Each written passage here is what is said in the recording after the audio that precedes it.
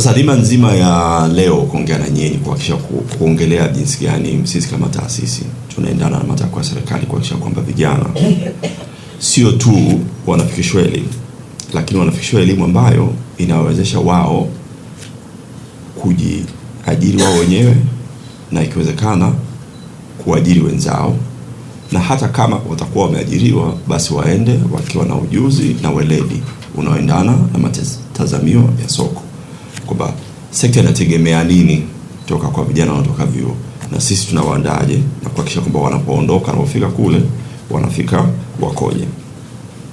Sasa tuna jitihada mbalimbali tumefanya. Moja kati ya jitihada ni kuhakikisha kwamba kozi zetu zinaendana na wakati, kwa maana zinaboreshwa, zinarudiwa na kuhakikisha kwamba kila baada ya muda zinaendana na wakati. Tumezi update. Lakini tunatengeneza kozi mpya. Na kwenye kutengeneza kozi mpya tunatengeneza kozi kwanza kuendana na maeneo, nitaongelea baadaye kidogo, ya kijiografia, lakini kuendana na teknolojia mbalimbali na njia mbalimbali za uendeshaji kozi. Moja kati ya mpango ambao umefanikiwa sana duniani, Wajerumani wanatumia sana, ni apprenticeship. Hii inaitwa wanagenzi. Nadhani wengi tumeshaiona, lakini ukienda kwa mfano garage kutengeneza gari, utafika pale utamkuta fundi alafu kuna vijana wanamsaidia. Au kama unajenga utaona kwamba kuna fundi anakuja alafu na vijana wake saidia fundi wala wanamsaidia. Lakini kama unawafahamu, baada ya miaka 5 yule kijana naye anakuwa ameshakuwa fundi. Sasa hiyo ni apprentice yule kijana au mwanagenzi, alafu ule mchakato mzima ni apprenticeship na unaitwa wanagenzi kwa Kiswahili.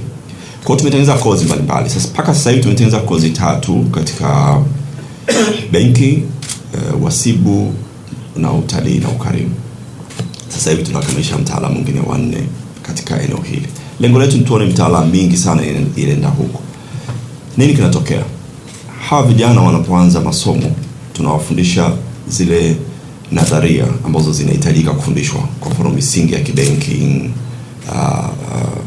tabia, haiba za kibenki, lakini au hoteli, lakini vile vitu vya kitaalamu vya kiufundi anakwenda kufundishwa moja kwa moja kule na kwenye mahoteli au kwenye mabenki au kwenye kampuni insurance.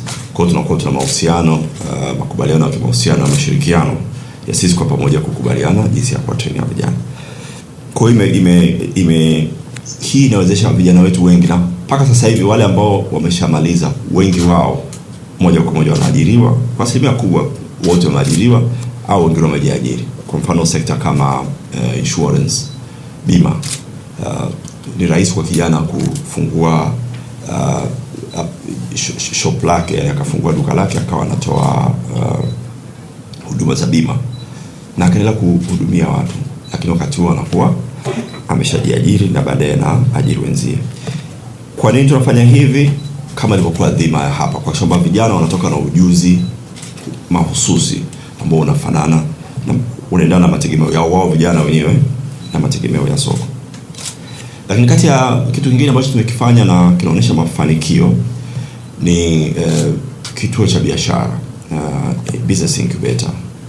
Hapa tumefungua business incubator ina takriban miaka 6 sasa. Ni kati ya business incubator ambazo zinafanya vizuri sana Tanzania.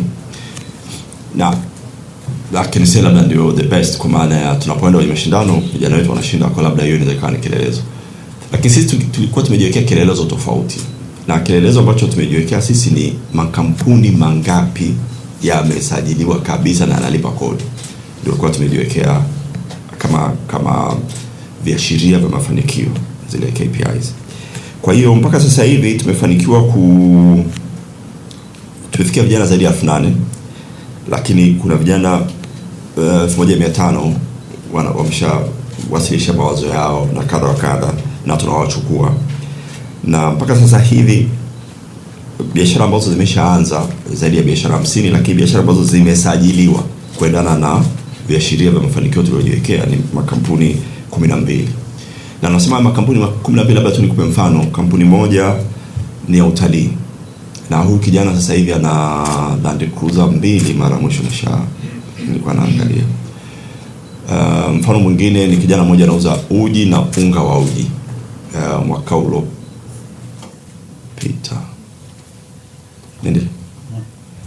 mwaka uliopita wa masomo ukijana alipata zaidi ya milioni 200 kwa biashara zake, lakini kupitia grants mbalimbali. Anaenda mashindano, anashindana, anapata fedha. Kwa hiyo nijaribu kuonyesha tu kwamba makampuni ambayo tunaongelea ni makampuni hasa ambayo yanaendana, ambao wakiingia kwenye soko anashindana kama kampuni nyingine, na mpaka sasa hivi tunaona kuna mwenendo mzuri. Na moja kati ya jitihada ambazo tumefanya kama chuo, tumejenga maduka ndani ya chuo. Tumejenga maduka 4-5 ya kimkakati ambayo haya yanaendeshwa na wanafunzi tu, ambao yanatoa huduma mbalimbali kwa wanafunzi. Lakini nje ya chuo tumejenga maduka ya kutosha, na tumetenga baadhi kwa ajili ya hawa wanafunzi ambao tukishaona sasa wako tayari kwenda kupambana na maisha, badala ya wao kwenda mbali labda wakakwama, tunahakikisha kwamba wanabaki na sisi ili tuendelee kuwalea walau kwa muda kidogo mpaka wao tayari kabisa kupambana huko. Sasa katika kufanya hili, serikali kupitia mradi wa HEET, kuna mradi unaitwa Higher Education for Economic Transformation, nadhani mzamko kama mmeshausikia. Huu ni mradi ambao serikali ilitengeneza kwa ajili ya kuongeza, kuboresha na kuendeleza elimu ya juu, vyuo vya elimu ya juu, vyuo vikuu na vyuo vya kati, lakini ikilenga kwamba kuhakikisha kila mkoa unafikiwa wakati huu.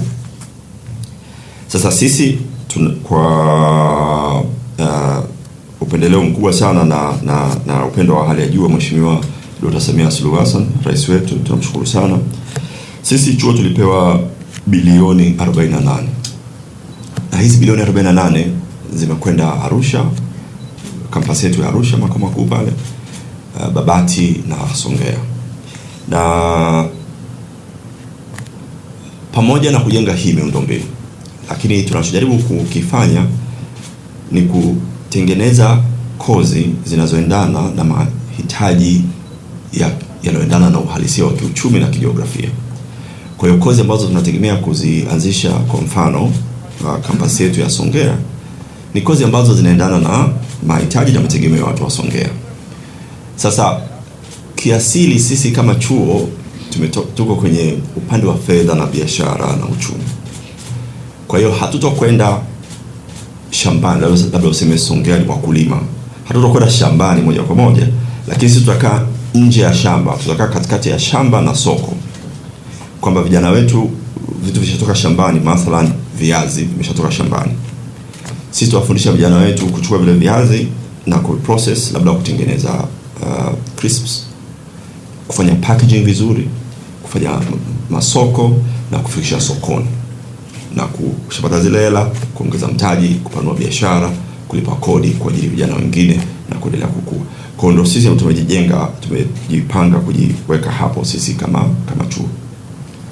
Moja kati ya changamoto ambazo vijana wengi wamekuwa wakizikumba, ambapo ndio hiyo dhana ya kujiajiri na kuwa ngumu kidogo, ni kuwa labda na ujuzi fulani mahususi, labda mtu anajua kuchomelea au anajua kupaki vyakula au anajua kutengeneza viatu, lakini asipate elimu ya fedha, elimu ya rasilimali watu, elimu ya masoko, elimu ya social media na kadha wa kadha.